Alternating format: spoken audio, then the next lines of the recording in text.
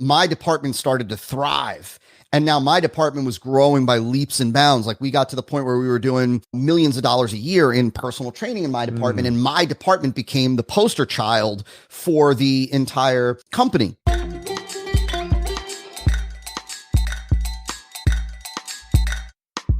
Podcast Junkies, episode 279. Welcome back. I'm your host, Harry Duran. If you are new to the show, welcome. Newcomers and veterans of the show, veteran superfans. It's the one where we seek out interesting voices in podcasting and we get them to kick back their heels and talk about life, their shows, anything else that's on their mind, or my mind for that matter. Last week we had just a conversation with Ponyboy Paul. He's the host of Paul and Pals podcast. Paul and I connected after he reached out to me when I had launched the Any Podcast Recommendations website, and we talked a little bit about that at the last episode. So make sure you check that out, 278. This episode is brought to you by Focusrite and specifically the Scarlett 2i2 sound card, one of my favorite go-to sound cards, something I use for each and every podcast recording. The 3G line is a go-to for all new podcasters. Find out more at podcastjunkies.com/Focusrite, and the link will be in the show notes as well. This week, I got connected through an old friend of mine, Esther Kiss. Esther and I were in John Lee Dumas's Podcaster's Paradise, if I remember correctly. And fun fact, I remember doing a test call one time from a closet in New York, and I think Esther was available through Facebook, and she was able to test it out for me. So that's early Podcast Junkies trivia for anyone keeping score. And so Esther connected Todd and I, and we ended up just really having a really fun time. Todd is an incredibly successful entrepreneur. He's the expert other experts go to when they need help with their own business. And his list of coaching students, clients, and subscribers sort of read like a who's who of entrepreneurs. You'll surely recognize a lot of names from his website. He's the host of The Marketer's Mind, a show where he and his team discuss the marketing topics that others are afraid to touch. And in this episode, we figure out where he got his entrepreneurial spirit from. That's a really good story. The importance he places on differentiating his business and how he fostered a culture of this mindset of keeping it real, which is an overused statement, I will acknowledge, but he's as real as they get. And I love the fact that we're able to connect on so many different fun topics, not even related to podcasting or business. He grew up in the Northeast like me, and so we did a little bit of reminiscing about freestyle music and life growing up in the city, which was always fun, and it really set the episode off on a high note, which you'll hear shortly. We talk about his wildly popular E5 method and a little bit about legacy and being authentic to yourself, and really enjoyed this conversation. Like I said, can't wait to get into it with you. I do want to give a shout out to Dan Delgado. Dan was nice enough to write a new review for the show. He said, Harry Duran has a generally warm and almost zen-like presence and works well with his guests who are podcasters from a wide variety of shows. Great interviews with a great host. Dan, thank you so much. It was nice to see your name there. I really appreciate the kind words. And if you'd like yours read out, don't forget to head to ratethispodcast.com/podcast junkies. As you've just heard, I'd love to read these out on future episodes. Also, another reminder, if you are on the bleeding edge of tech and want to try out one of the newest podcast apps that support direct podcaster support, some of the more popular ones are Fountain and Breeze, and there's a whole list of them at newpodcastapps.com. You'll have heard me talk about this a little bit back and forth over the past couple of months. It's pretty wild. I was actually able to download a file, and going back to August of 2021, by episode, I have now got a list of total Satoshis here. I'm looking. It's not a lot, obviously, as I'm just getting started, but over 5,000. And interestingly enough, there is in that file one actual review that I was able to find.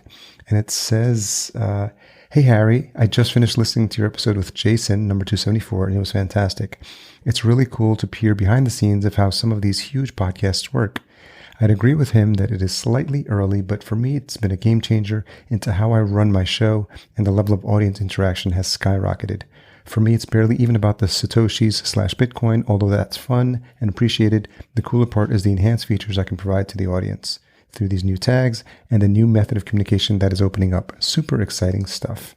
And that was from, this is the thing on Curiocaster. So it was through CurioCaster. So I want to give a shout out to that listener who sent me 1,199 Satoshis. And I'll have to do the math on that, how many pennies that is. But it was just so amazing to see these 66 entries of people that have sent me Satoshis. If you don't know what I'm talking about, head on over to podcastindex.org to learn all about how you can submit your show or shoot me an email. We're going to keep the conversation going with Dave Jackson on an upcoming episode of Leading the Bleeding. So make sure you listen to that. Really just learning all this stuff out for myself. My partner Ryan also getting into a little bit of crypto. Probably should have jumped on that bandwagon when I'd first heard about it. But, oh well, like they say, it's been an interesting world that we live in. All these conversations about things like the metaverse, crypto, NFTs, just wild stuff. So, yeah, cool to see that. So if you are on a podcast app that supports that, now would be a great time to submit a boostergram. And essentially a boostergram is a donation of crypto in the form of Satoshis and a comment that I just read out from my fan on CurioCaster, another one of those apps that support direct payment. Okay, enough of the push for the crypto, but I made a note to look up that file that I saved and keep track of that. And I'll do more of reading those out on future episodes as well. So thanks to the support, and it's really exciting times. Make sure you stay to the end of the episode where I reveal this week's retention hashtag. It's going to be a fun one. And I think that's enough. Let's get into this great conversation with Todd. All right. So Todd Brown, host of The Marketer's Mind. Thank you for joining me on Podcast Junkies. I'm excited to be here, man. So what's the best thing that's happened to you this week?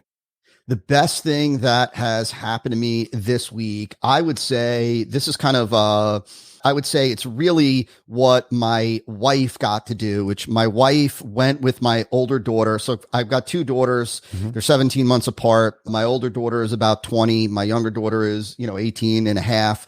My older daughter coaches her old high school volleyball team. Mm. They had a tournament up in Orlando, Florida. So I'm in South Florida. Okay. And so my wife and older daughter went up to Orlando for that. And my younger daughter is in her first year of college in Tampa, Florida. And so she came over from Tampa to Orlando and spent the weekend with my wife and older daughter. And so seeing pictures of them together was amazing and just put a smile on my face. I know how much it means to my wife and certainly my older daughter getting to spend time with her younger sister. And so that I would have to say is the best thing that happened to me this week. How long have you been married? I've been married about 20 years.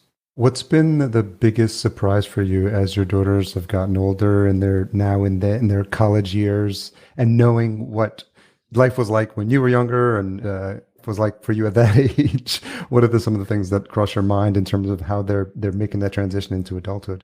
Well, I think probably the biggest surprise for me, as strange as this is going to sound, is I remember as a kid looking at my dad as, the protector, the man, the guy that had all the answers, like looking at him as this, this guy that I could go to with anything, and he had it all figured out and he would protect me and care for me and all that.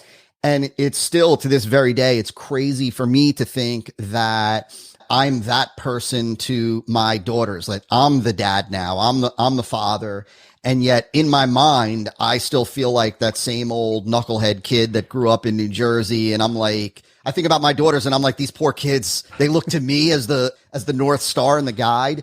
And so that's been interesting for me to just, as I've gotten older, so I'm about to turn 50, and to just realize that, while we gain experience and hopefully some wisdom as we get older, there are a lot of things that still remain, like just whether it be insecurities or, I like to refer to them as demons, just they exist. At least for me, they've existed. I think one other thing that I'll mention is, I think I'm a lot more cognizant of the dangers out there in the world. Like when I was younger, I wasn't really scared of anything really. Like, you felt, like most kids, you feel invincible. You feel like, no matter what happens, it's all going to be A-okay. I did some crazy, stupid things as a child. And I think about my kids doing some of those things, and it terrifies me. And so, yeah, man, it's been an interesting ride, to say the least. What's the craziest, stupidest thing you've done? So the craziest, well, I was arrested when I was a teenager for vandalism. It was the only time that I was ever arrested in my life. Okay. And for vandalism, like an idiot, I think I was 15 or 16 years old. And a buddy of mine was a little bit older, and so he had a driver's license, and he had a pickup truck, like a Bronco, one of the, like a big Bronco truck. And me, him, and another one of my buddies had these slingshots, these wrist rockets. And we basically just drove around and shot out windows on people's cars. And I feel terrible to this day. And it's like idiots, just not thinking of the consequences, the cost of people, the damage.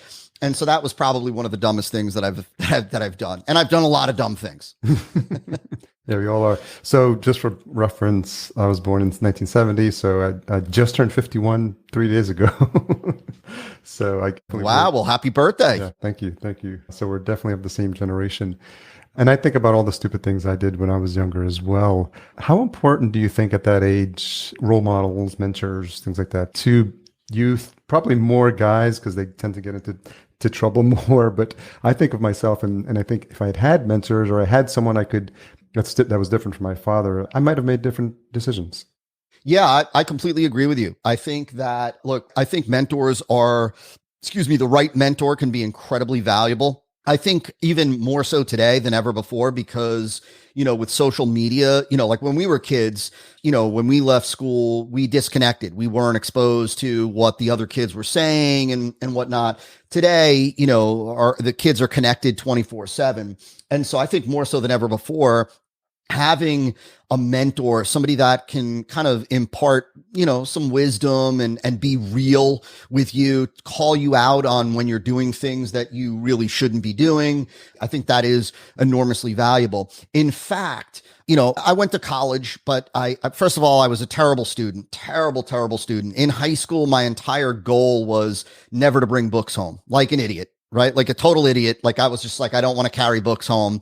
And so I used to think the smart kids were like the nerds, the nerdy kids. This was before nerd was cool, right? Like today, nerdy is kind of cool.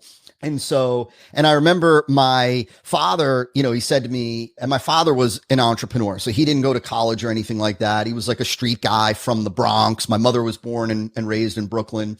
He said to me, and I remember this to this day, he said to me, Todd, one day those cool kids, the kids that you think are the cool kids, are going to be working for those nerds, right? He said, you remember that, right? And, and so I was a terrible student, barely graduated. I couldn't get into any college, so I had to go to community school. Took me 3 years to get a 2-year degree. And then I was finally able to transfer to a state school, a Montclair State in Jersey, where it took me another 3 years to complete a 4-year degree in nutrition.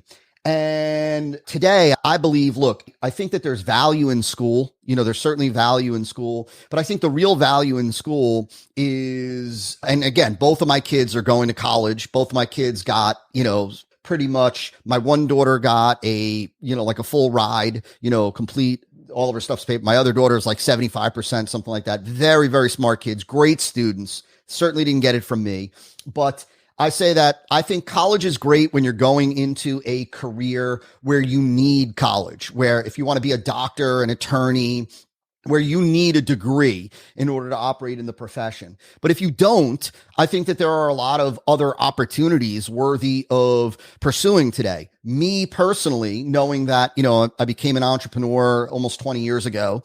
If I were to do things differently, I would have sought out the person that I thought was the best in this industry or the industry that I was going in. And I would have volunteered to be an intern for a year with them. I would have just said, I just want to follow you. I want to learn from you. I want to study you. I just want real world experience. And I think that would have been worth its weight in gold. And so all that is to say, I'm a big believer in mentors. What was life growing up in Jersey like?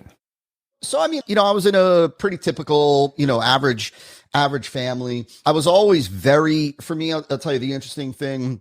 I was always very small, like very tiny. I'm short now. I'm only like 5'5". And I was always very, very small, very, very thin. So I was short, thin. And so I remember when I decided to try wrestling, and I was like 20 pounds below the lowest weight class. So while everybody else, all the other guys and all the other kids were weighing in their underwear, I was like weighing in my jacket, like I was getting on the scale, weighing into my jacket. And I remember other, the kids on the other teams were like laughing at me. And so I decided after that first year of wrestling that I was going to start weightlifting. And so my dad got me these sand weights, the old, plastic sand weights at home. And I started weightlifting, and my body really responded to weightlifting. And so I put on, a bunch of weight that first like 9 months or whatever it was. And then I decided I'm going to just take the full year off and continue to weightlift to try to fill out. Well, my body continued to respond. And so I ended up moving away from wrestling, and I got into competitive bodybuilding. And so from the time that I was, I would say maybe 18 to 24, 25, I was competing in bodybuilding contests and ended up, reaching the national level before I was just done with it. But so a lot of my younger years in my early 20s were really focused on bodybuilding. And so I wasn't, like I didn't party, I didn't drink. I did go out to clubs and stuff like that. But like while everybody else was, drinking and doing crazy stuff, I'm like pulling a yam out of my pocket and eating a yam when it's time to eat and whatnot.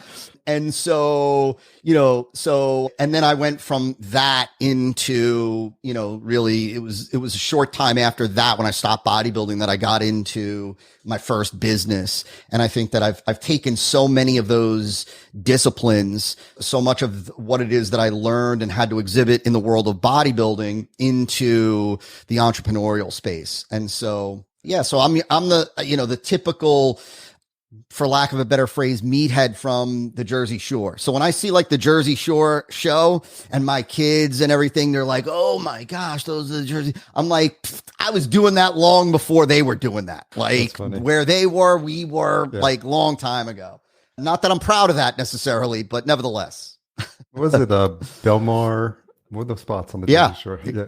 Exactly. Belmar, Seaside Heights, Point Pleasant. Yeah. Seaside Heights was where, a lot of mischief, a lot of shenanigans, but we were down there probably every weekend. And then as I got a little bit older, we started to go into Manhattan to some of the crazy clubs and Hoboken in Jersey. And it was I look back and it makes me smile and chuckle, but at the same time, I'm like, man, what a knucklehead. So I grew up in Yonkers. So you're giving me all the flashbacks. And I grew up DJing. So I like vinyl and turntables. So I was big time. So I DJ'd also. Okay. So you had the techniques that you right? Like got them out of storage. So, wow, and milk crates with all the records. And I know exactly, man. That's so funny. What genre were you playing?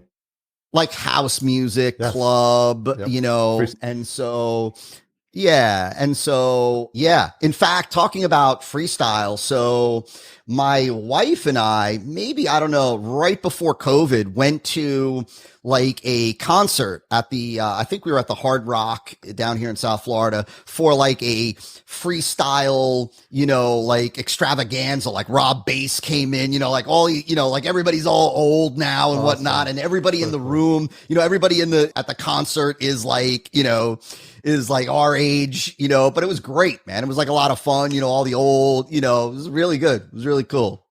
Yeah. There's a friend of mine who's in the podcasting scene, Neil Galarte. And he's friends, I think, with some of the folks, and I'm sure a lot of people listening may not even recognize some of these names, but like Johnny O and Cynthia, people who are like at the top of their Johnny O was there. Yeah, like it was packed. It was an amazing, I saw this lineup and I said to my wife, I'm like, we got to go to this thing. Like, and my wife loves that, like love freestyle. And so it's funny, it's funny how things have changed. Even just music today is so different. And it's just funny, man. But I look back on that time in my life with a lot of a lot of fondness, and yeah, interesting. Yeah, it's really interesting to think how generationally tastes change because I do hear some of the new music and just even I mean we grew up in the era of like when hip hop was born, so like Run Yeah. DMC and LL Cool J and it was just like Beastie Boys, and so I tend to gravitate and listen to that and I hear some of the new stuff and I'm like I don't want to be that guy that says like I don't get it, but sometimes I don't get it. Yeah. Oh, I'm totally with you. Like I tell my kids, I'm like, I don't understand. I get in the car with them. We put on, and I'm like, what is this? You know what I mean? Like, what are we listening to here? And so I'm totally with you. I can very much relate. A lot of my, like I have a diverse music, taste in music, but a lot of my stuff on my playlist is old school, Eric B and Rakim and, really Oh old school yeah. stuff. Yeah. But I love it. It's still great. And I love it. Very cool. So you said your dad was an entrepreneur. So, and I know I've seen a little bit of your story about how you had the 9 to 5 job, but I'm wondering when the entrepreneurial bug specifically for you took hold.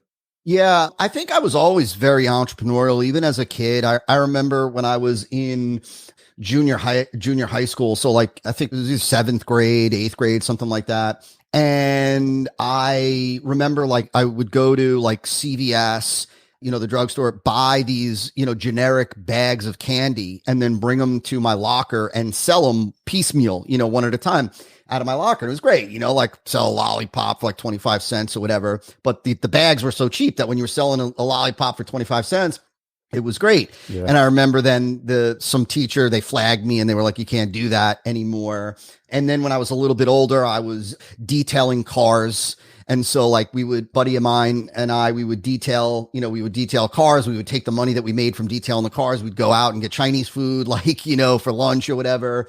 And so even before I had worked, the job that I had out of college was working for a company that owned health clubs in New Jersey. And even right before I did that, I had a nutritional practice because that's what I had gone to school for, clinical nutrition. And so I got, I had a logo made and I had this little office and blah, blah, blah. And so I was always very entrepreneurial. I think more than anything, what I would probably say is I just, I always wanted to make money. And so I was willing to hustle to make money. I wasn't necessarily thinking I want to start a business. I want to, have a team. Like I wasn't that sophisticated early on, but I was always very entrepreneurial, always looking for ways that I could turn an idea into money. And even when I started my first online business,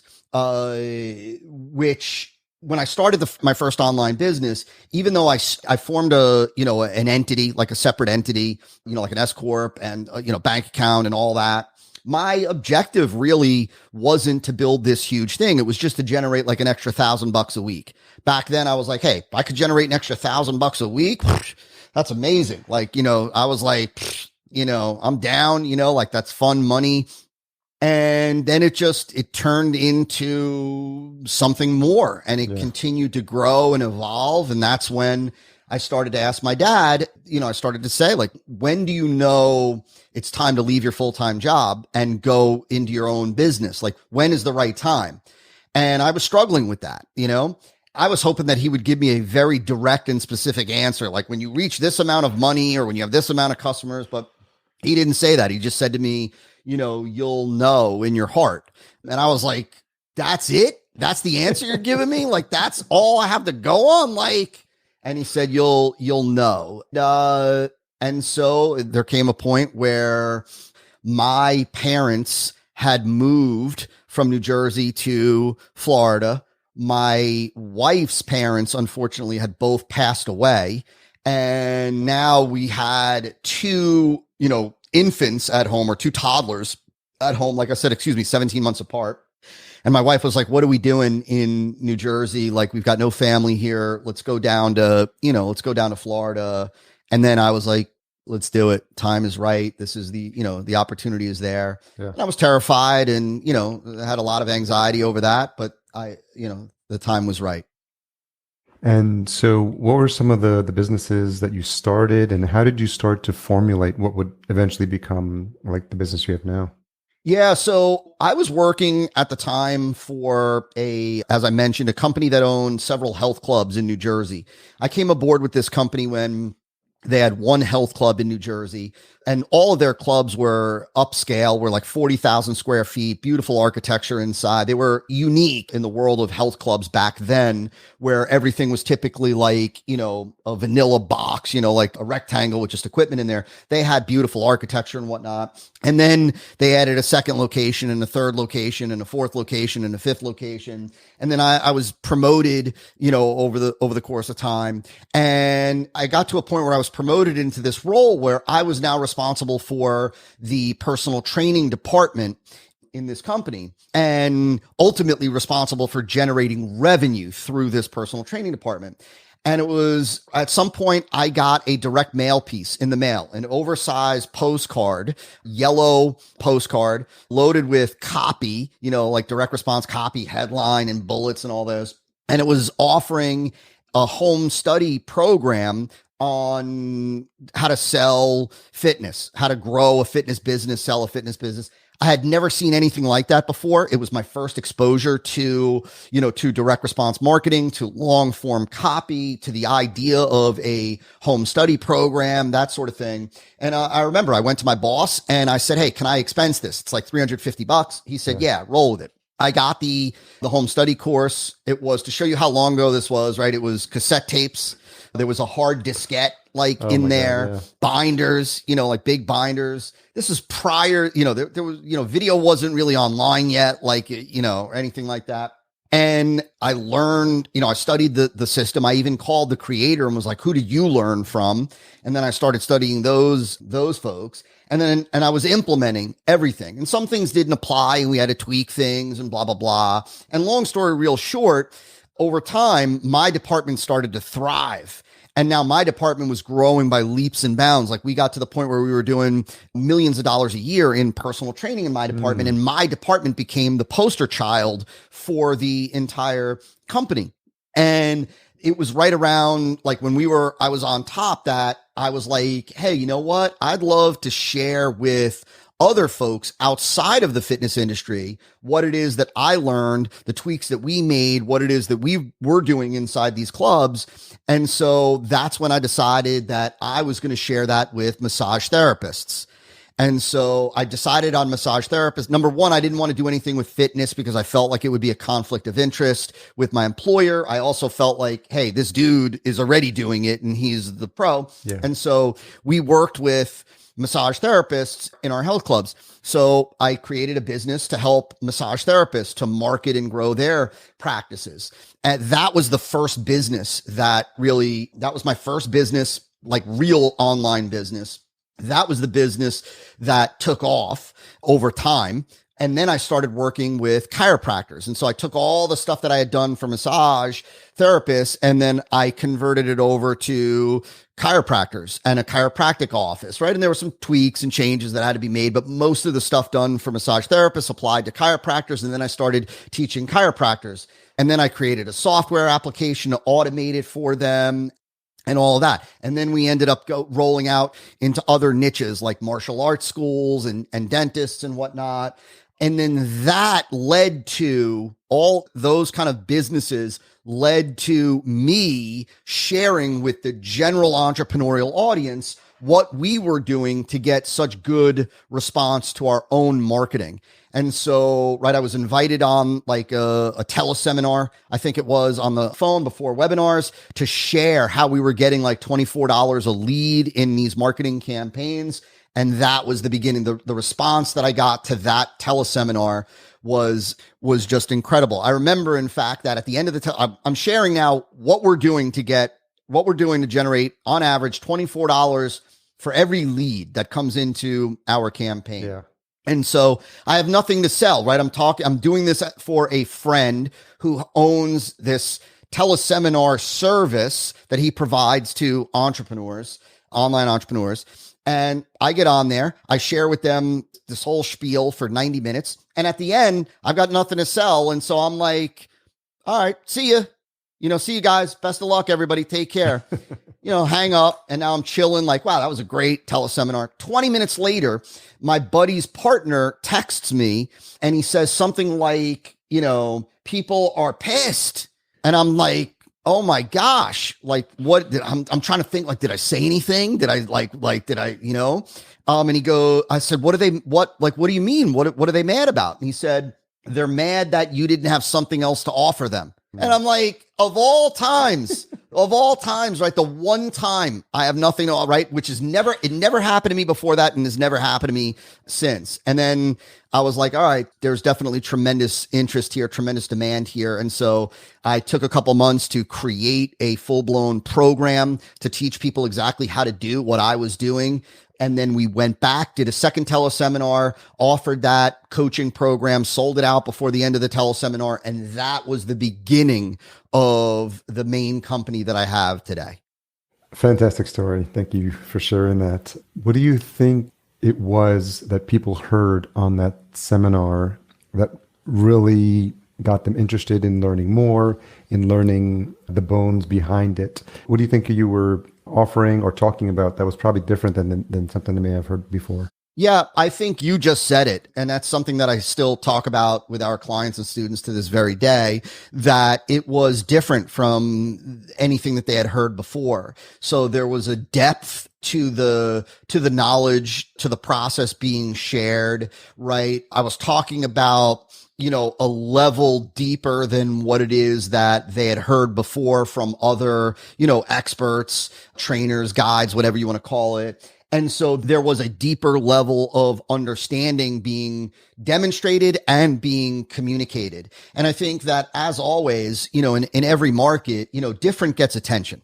Right? Like, better doesn't always get attention. Different gets attention. One of the first things that people want to know when they come across a solution, right? And no matter what people buy, they're looking for a solution. They're looking to solve a problem, whether that problem is a pain point that they want to get rid of, or whether that problem is an unfulfilled need or desire. People are ultimately investing in products and services to solve a problem. They're ultimately investing in products and services for an outcome. Well, one of the very first things that people want to know is, what's different about this compared to everything else that I've done, heard, seen, tried, used in the past.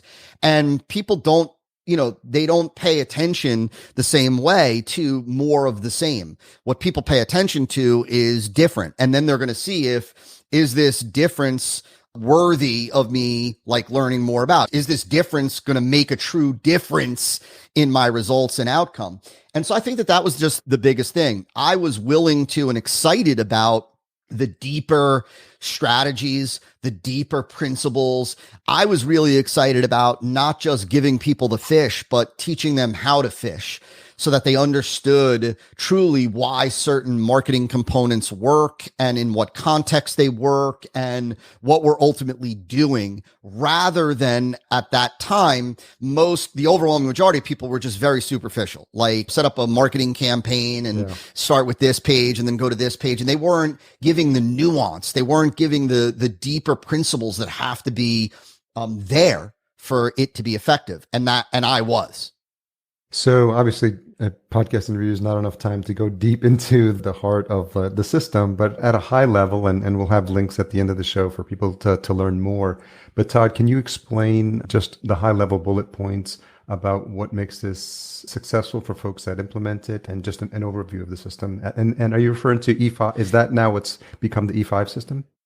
Yes. So, so I'll give you a little context, and then I'm going to give you the high level view. And if you want me to go deeper into anything, I'm down to, and hopefully this high level view is good enough to give people some insight. But, people ask me all the time, how did you develop this system? And I was very fortunate in that early in my career as an entrepreneur, and ultimately in the world of direct response, unlike the majority of other experts out there, and there are a lot of great experts, very knowledgeable, very talented, good people that care out there. One of the main things that sets me apart is that I had one foot in the the traditional online marketing world. And so I got to see the best of the best from the online marketing world. But at the same time, I had one foot in the monster direct response publishing world. And so I got to work with companies like Agora, $1.5 billion a year company, a monster company in a monster universe.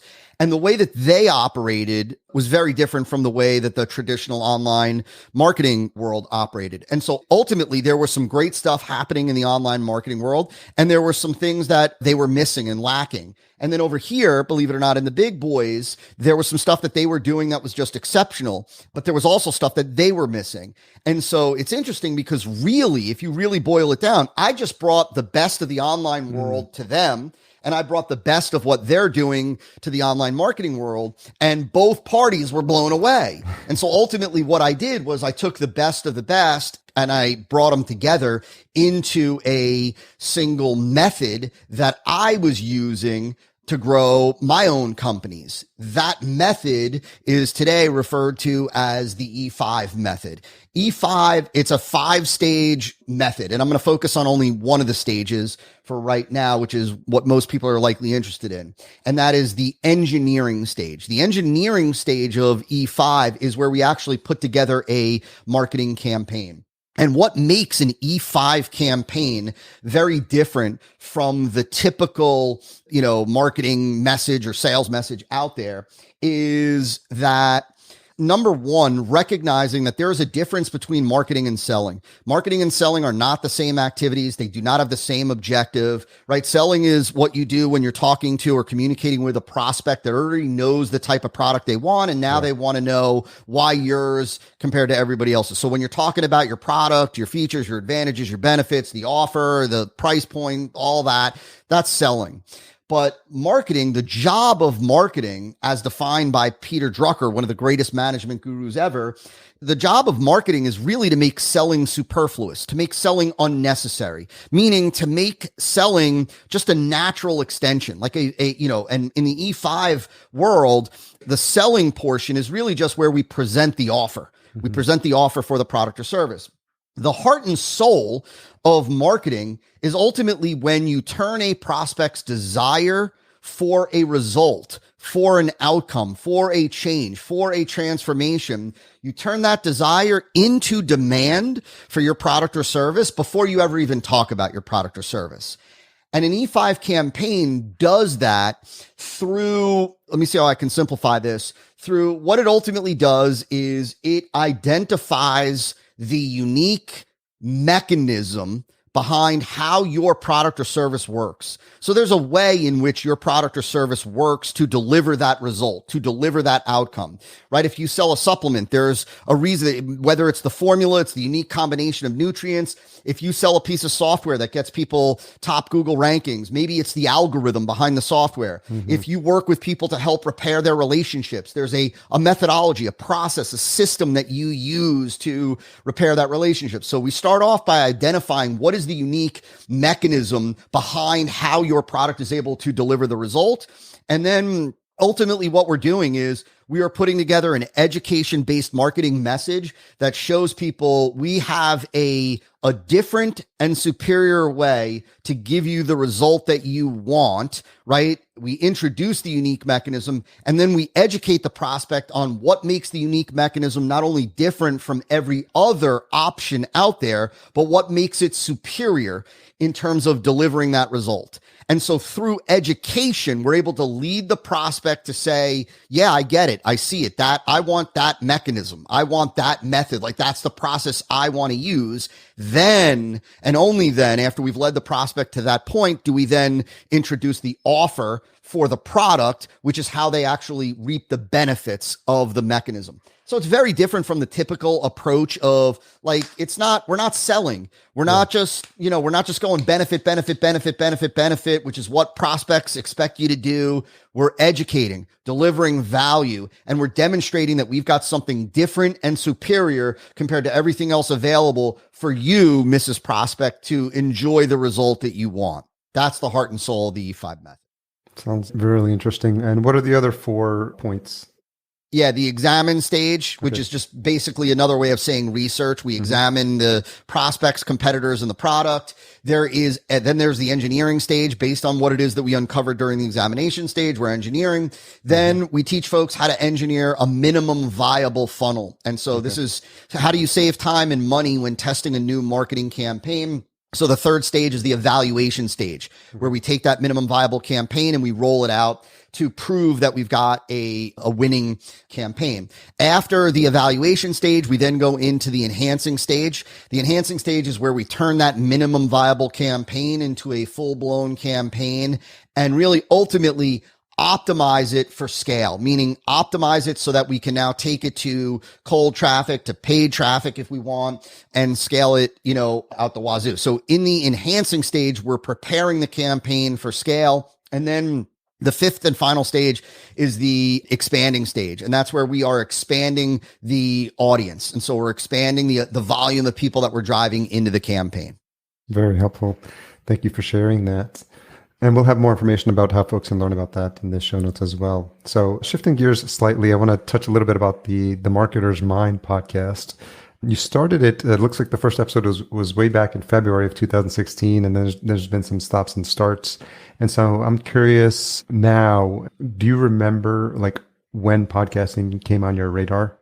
I don't remember when podcasting came on my radar. I've always been a fan of podcasting because I enjoy teaching. I enjoy training. I obviously enjoy talking, which sometimes gets me in trouble. And so I've always I think that I love podcasting. I wish I didn't stop, to be honest with you. And I wish that what I should say is not wish, but we will be restarting a show. I'm like the typical, even after all these years, almost 2 decades, as an entrepreneur, I'm very much like the typical entrepreneur in that I get bored easily. And so, which is not a good thing when it comes to valuable communication channels like podcasting, but that's really, there's no excuse really. I just got bored and I moved on to the next thing that caught my attention. Today, I'm a little bit more mature I'm a little bit more mature and a little bit more self-aware in that I'm able to spot when I'm getting bored and I know what's coming next. And I know that the internal dialogue is going to say, stop doing that, do this. But I don't know if I answered the question or not. No, yeah, I'm just curious. And I think for most of the episodes, you had a solo format. So you were teaching content that was relevant to you. I don't know if you were able to interview anyone on the podcast, or was it all solo episodes? I do not believe that I interviewed anybody. I've always been a fan of, I think that there are so many podcasts out there where they do interviews, and that I just was never interested in doing that. Not because, there's a lot of smart people out there and a lot of, but I think that if I was to do an interview style podcast, I love you asked some really great questions that nobody's ever asked me before. You got personal. I would want to ask the stuff that nobody else talks about, right? I don't want to ask the same old questions, the same standard questions. I would want to, let's get real. Let's get raw. Let's just get down and dirty. Let's talk about some demons, and let's talk about the ugly, the beat up stuff, the stuff that nobody talks about. And so I just never really did that because I knew, it's an interesting thing, man, for what it's worth, that, there are a lot of, experts or gurus, whatever you want to call, that are very much about, I want to come off smart. I want to come off looking like, I'm a genius. I don't want to say anything negative. I want to be on point. And I was just never interested in, I didn't want to be part of that. I didn't want to be I was never interested in that. I want to, and so for me, I just felt let me just get on there and roll with it. Say whatever, and whatever I want to say, I'm going to say, good, bad, cause controversy or not. I'm just going to roll with it. And so that's why I tended to, I didn't do an interview style. Yeah, I think I get the vibe. It's sort of like that Northeast vibe, just shoot straight from the hip, have thick skin, don't take things personally. And sometimes, I'm living in the Midwest now, so that tends to rub people the wrong way. And maybe even in Florida too. I don't know about what your experience has been. So it's been interesting. Sometimes, you just are used to being in New Jersey, in New York, and, you just you gotta roll with the punches sometimes, and you got, just say what's on your mind, but also have thick skin because people are going to do the same thing to you too. So I'm wondering how Yeah. that's translated for you. I mean, look, I think I would agree with you. I think, I think most people, I think there are a lot of, and I don't say this is going to sound terrible, but it's just, there are a lot of people that are very fragile, in their, like whether it's, their ego is very Yeah. fragile. And I don't know. I just, that's not me. Certainly as I've gotten older, I've gotten a lot more comfortable with criticism, and I'm not afraid of saying something that, pisses somebody off. I don't do it intentionally, and I don't want to hurt anybody, and I don't want to spread division or anything like that. But at the same time, I'm going to be true to what it is that I believe and feel. And oftentimes I personally believe, especially in the entrepreneurial world, the business development world, that a lot of stuff is sugar coated, and it's painted to look a certain way. It's got a nice veneer, and that's doing people a disservice, because when they come face to face with an obstacle, a problem, and all they've heard is the great stuff, they feel like I must be doing something wrong because I'm the only one that's dealing with all these problems, or I'm the only one that's dealing with all of these insecurities. Hey, these experts just seem to have success after success after success after success. Yeah. But if they only knew that, we all have issues within the business, those issues may change, right? They evolve over time, different issues, bigger issues, and so that's why I've always just been a fan of, I'm just going to say it like it is, man. I'm not here to, when I teach, when I coach, when I guide, I always tell people in advance, I always say, look, I'm going to treat your business like it's my own, like my money, reputation, and livelihood is on the line. And so I'm not going to tell you the things that you want to hear. I'm going to tell you the things that you need to hear. Sometimes it's going to be painful for you to hear it. Sometimes it's going to be painful for me to say it, but you can always be assured that I'm going to say it exactly what it is that I believe and feel. And I've tried to stick with that my entire career. Yeah, that's helpful. And that comes through. And I remind listeners, and we work with clients because we have a podcast production agency. So I work with clients and I tell them there's always three people in the conversation. There's the host, the guest, but the listener too.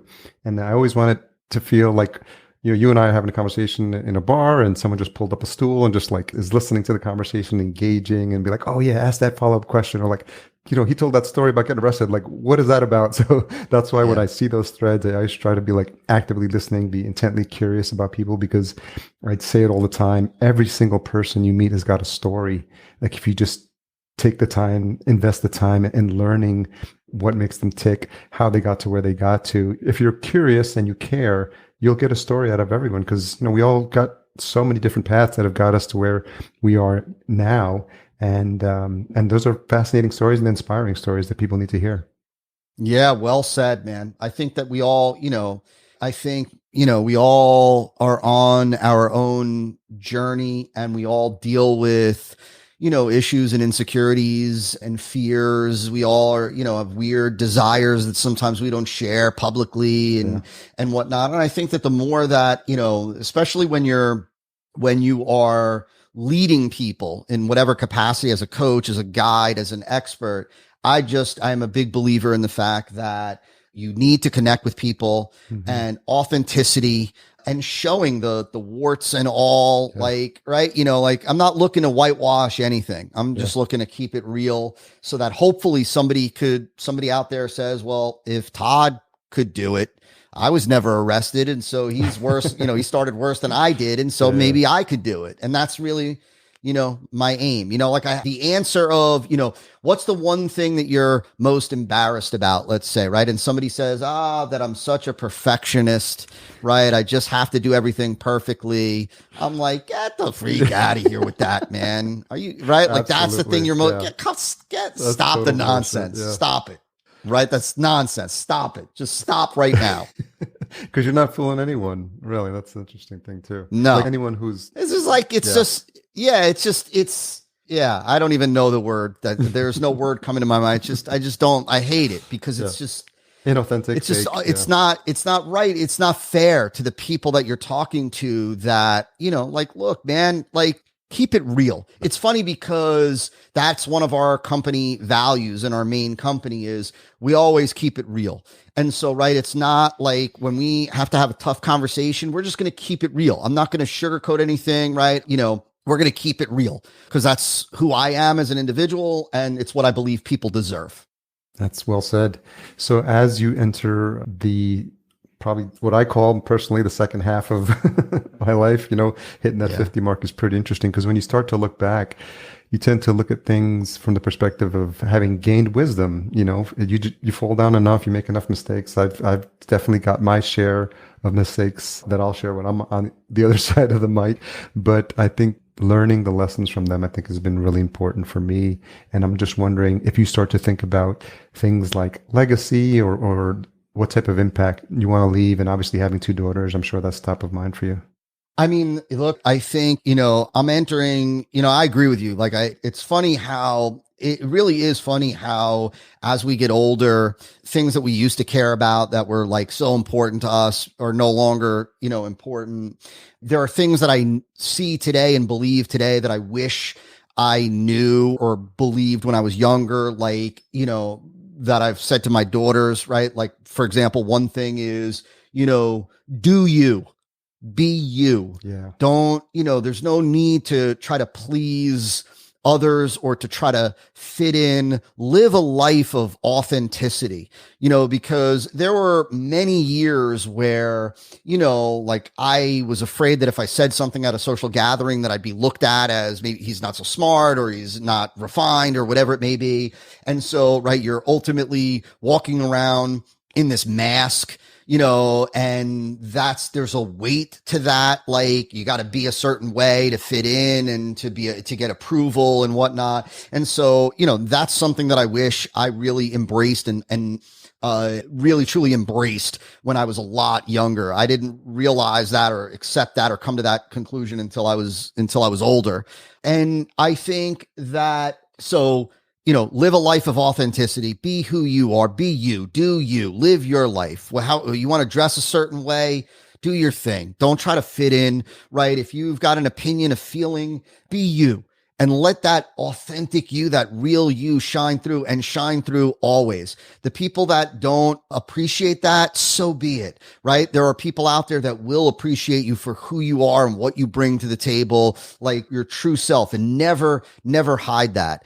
So that's one thing. The other thing, I think that, as I've gotten older, I've really come to appreciate enriching others. And what I mean by that is just, I would say as corny as this may sound, because this was not always the case for me, but sometimes I wonder, like, if God forbid something were to happen to me tomorrow, did I really impact people? Like, did I really impact, like, in a bigger way than just did I help people make money? Like, did I truly impact people?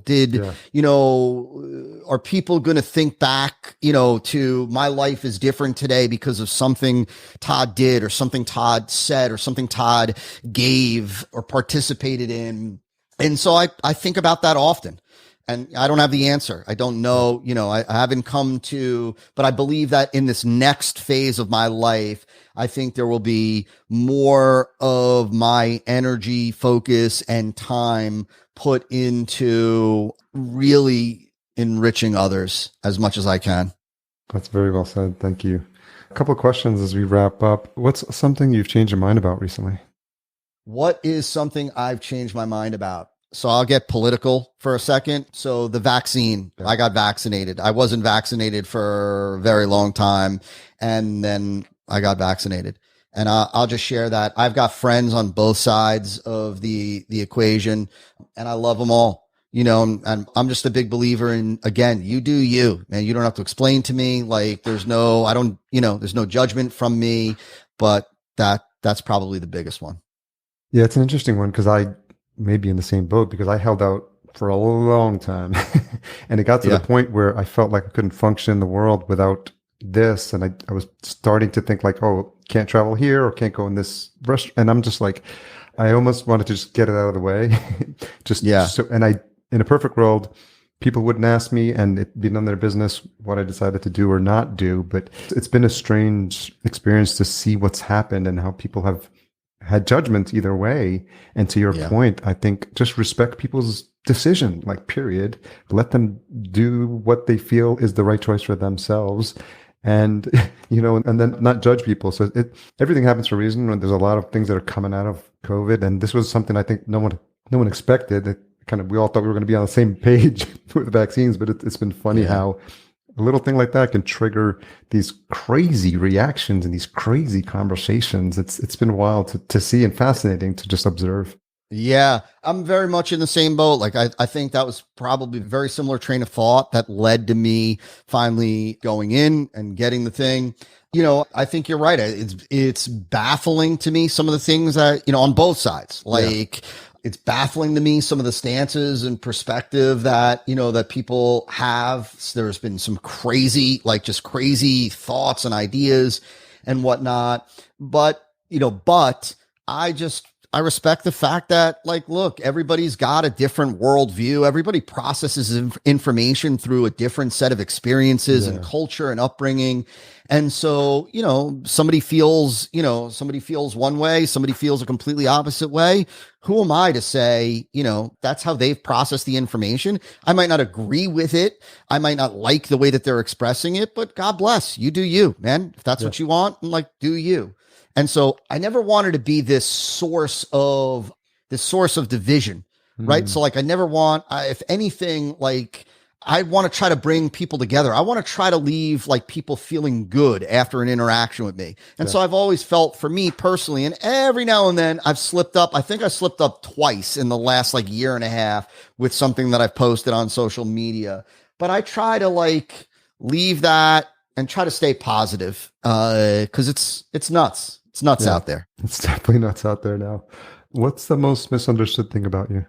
The most misunderstood thing about me, I would have to say that I come across as, a lot of people refer to me as, a marketing genius or whatnot.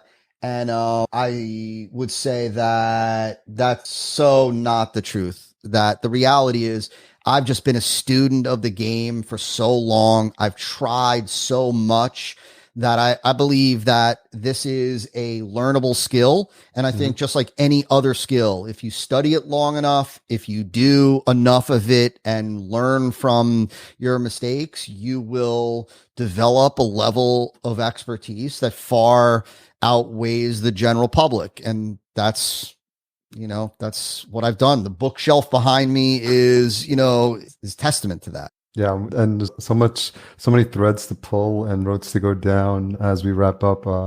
Probably could fill up another interview. For the benefit of the listener, there is a full bookshelf behind you. So there's questions about which has been some of your favorite books, but it's a great testament. We'll save that for the thing that I will point out for the listeners is people always ask me, so there's monster bookshelf. You can't see it. It runs off and there's a ladder, and people always say you have a ladder. And I always tell them, I say that ladder is much more about my lack of height than it is the height of the bookshelf. And so that, believe me, don't be that has a lot more to do with my 5'5" build than it is anything. That's fun. Yeah. I took a quick snapshot and I'll share that on socials to just so people get a shot of that. But Todd, this has been really, really fun conversation. The hour flew by. I do feel better as a result of having had this conversation with you. So thank you for bringing high energy to this conversation and sharing your story. We had a lot of common paths in terms of our background. So that was fun. And I appreciate you being open and vulnerable and sharing some of the bumps along the way. And I know the listeners are going to appreciate it. Well, you were amazing, man. And I don't say that light. I do a lot of these podcasts and you were awesome. It was a lot of fun. And you brought back some, talking about the freestyle and DJing and whatnot. It was really fun. And so I super appreciate your time and I appreciate the questions that you had. And I appreciate you giving me the opportunity to talk about some things that I normally don't get to talk about. And so we'll definitely have to do it again in the future. And so thank you so much. And if I'm ever in Florida, I'll look you up, or we can meet up at an upcoming freestyle concert sometime. There you go. Definitely. Whether you're in Florida, you reach out, dinner on me, or if there's a freestyle concert, Rob Bass, Johnny O, you and I there. That would be awesome. So if folks want to learn more about E5, learn more about you, what's the best place? Where's the best place to send them? They can go to toddbrown.me. And so just TODDBROWN.me. If you're interested in learning more about the E5 method, you can get a copy of the E5 book at e5bundle.com. That's the letter E, the numeral 5 bundle.com. Or you can reach out to me on Facebook, just Todd Brown, and you'll find me. And shout out to Esther Kiss, who introduced us. Esther's a longtime friend. She was one of the first people I connected with as I started my podcasting journey way back in 2014. Yeah, good peeps. Esther and I go back a number of years. And so good peeps. She is really, when it comes to podcasts and connections and just all things related to this world, she's good people. Thanks again for your time, Todd. I really appreciate it. Thanks again to Todd for coming on the show. Much appreciated. I think you can definitely feel the vibe and the energy of that conversation and how much fun I had. I was smiling at the end of it, which is a great feeling. It's one of the best times in my day when I get to have these conversations. And again, shout out to Esther Kiss for making that connection. Full show notes available at podcastjunkies.com/279. Intro, outro music composed by Cedar and Soil, cedarsoil.com for his list of amazing, amazing music. Don't forget to check out our sponsor, Focusrite, and their awesome line of gear, specifically the Scarlett 2 i2 Pro, one of my favorites. Check out the full lineup at podcastjunkies.com/Focusrite. If you made it this far, you're no doubt looking for this week's retention hashtag. But before I do that, make sure you check out next week's episode, and it's with Anna Furmanoff. Okay, retention hashtag, tag me, podcast_junkies, and Todd Brown at Todd Brown, TODDBRON, and let's go with hashtag Freestyle Todd. And that's a shout out to the freestyle music we talked about at the beginning of the show. Freestyle Todd, 2 Ds. That's the retention hashtag. Thanks again for all you do to support the show. I truly appreciate you all. Have a fantastic day.